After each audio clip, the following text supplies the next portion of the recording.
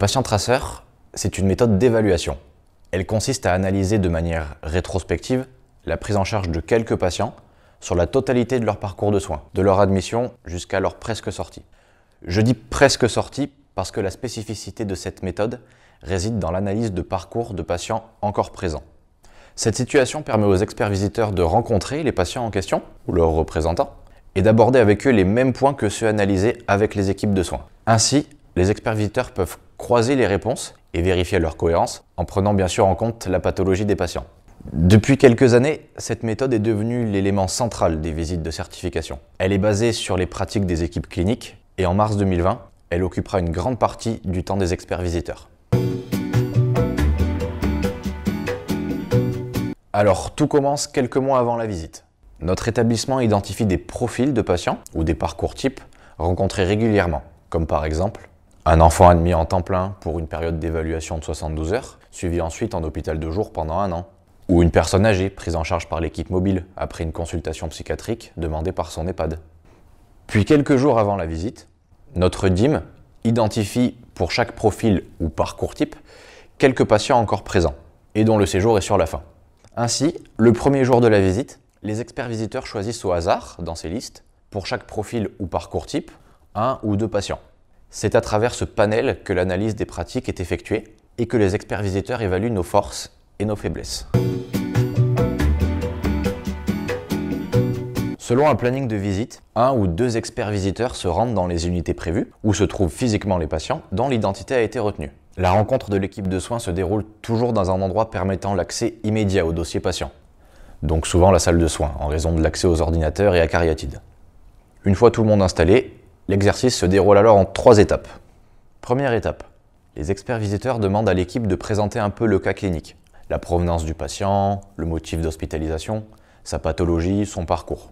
Cette présentation est très importante car elle permet aux experts de cibler les questions qui seront ensuite posées. Ce temps de présentation reste relativement court, 5 à 10 minutes, pour donner les grandes lignes et les points clés du cas étudié. Deuxième étape. Après la présentation du parcours, les experts visiteurs posent alors une série de questions provenant de ce que l'on appelle la grille d'audit patient-traceur. Cette grille est très complète et contient plus de 180 questions prévues pour tous les types de prise en charge. Psychiatrie, soins de longue durée, médecine, chirurgie, etc. C'est pourquoi la présentation réalisée juste avant est indispensable pour cibler les questions en lien avec l'histoire du patient. Cette phase de questions-réponses dure environ 2 heures.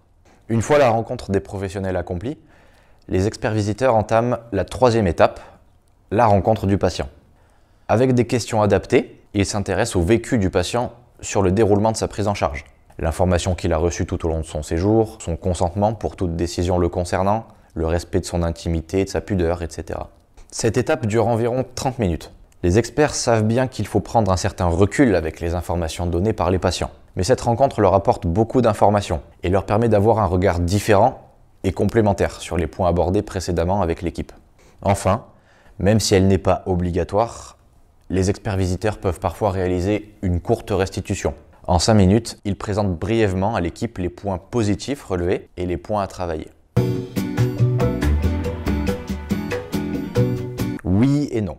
Oui, car l'évaluation se fait à travers une série de questions, tout orientées sur la conformité et la pertinence des actions réalisées concernant le cas étudié. Et non, car l'exercice n'est pas juste une série de questions-réponses, elle ressemble plus à un échange dans lequel chaque élément apporté par l'équipe oriente sur une autre question de la grille d'audit. Il faut donc faire attention, car même si l'échange est cordial et intéressant, l'expert visiteur évalue l'équipe et le dossier en continu sur tous les sujets évoqués. Il y a en tout 3 grands types de questions. Il y a les questions de conformité des soins. Par exemple, le patient a-t-il eu une évaluation de la douleur à l'admission avec une échelle?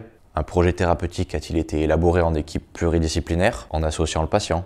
Ces questions portent toutes sur des points obligatoires qui devraient être retrouvés dans le dossier de chaque patient à chaque hospitalisation. Il y a également les questions de pertinence des soins. Ces questions portent sur la cohérence des informations recueillies. Par exemple, chez un patient non communicant, la grille d'évaluation de la douleur utilisée est-elle adaptée? Si le patient a été sous antibiotiques, retrouve-t-on bien une évaluation des effets à 72 heures et une décision en conséquence?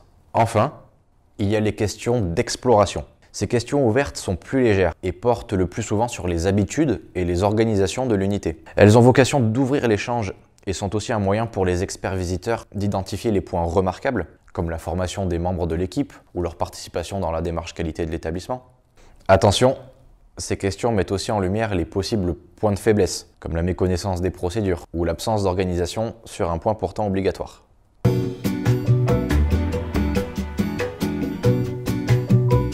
Pour les experts visiteurs et la HAS, l'absence de réalisation d'un acte de soin ou sa traçabilité dans le dossier est toujours perçue comme un risque non maîtrisé pour le patient. Pour une action de soin attendue non réalisée, la HAS estime que le patient n'a pas bénéficié de tous les actes garantissant la qualité et la sécurité des soins.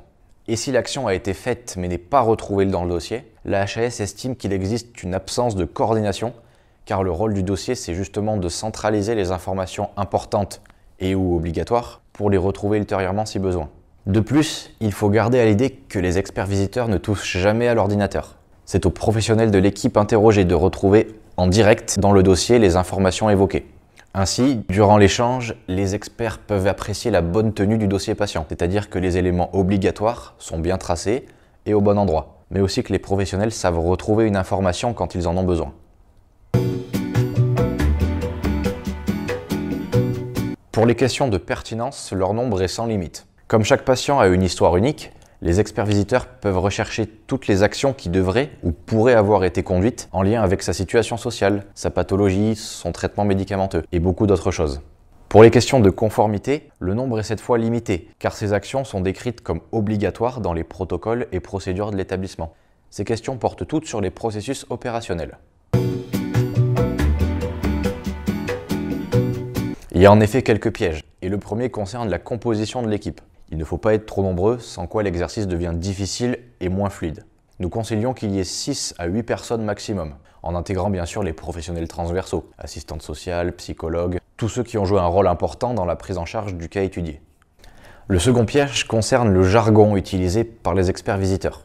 Ils peuvent utiliser des mots ou expressions issus du manuel HAS, et il est parfois difficile de comprendre ce qu'ils attendent. Afin de ne pas partir dans tous les sens, nous conseillons à chaque équipe de se doter d'un animateur, souvent le cadre de santé, qui se positionne comme interlocuteur privilégié des experts. C'est lui qui analyse chaque question, la fait reformuler si besoin, y répond directement et donne ensuite la parole aux membres de l'équipe, pouvant apporter des précisions selon leur fonction.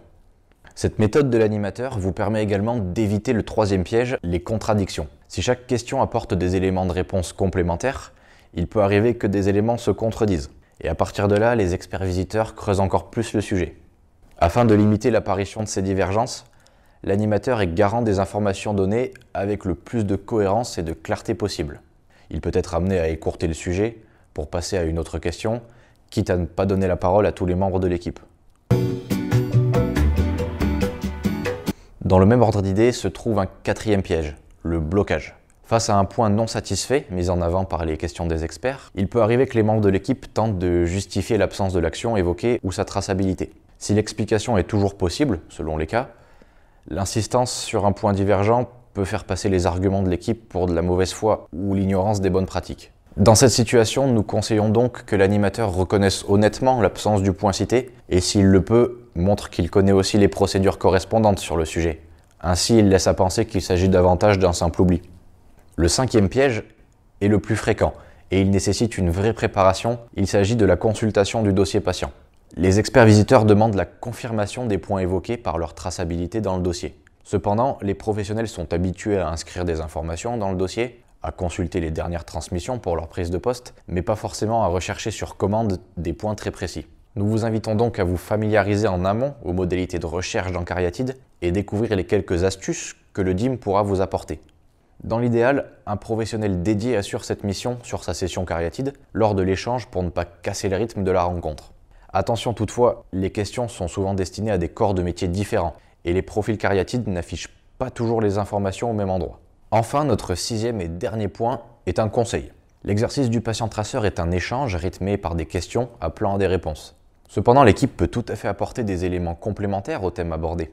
Nous vous conseillons d'évoquer alors spontanément l'existence d'un référent sur le sujet, une formation réalisée dans ce sens, une procédure qui encadre la pratique ou un indicateur portant sur ce thème, même si la question n'a pas été posée, du moment que l'élément complète bien la réponse. En conclusion, il ne faut pas hésiter à parler spontanément de ce qui existe sur le sujet et valoriser ses points forts.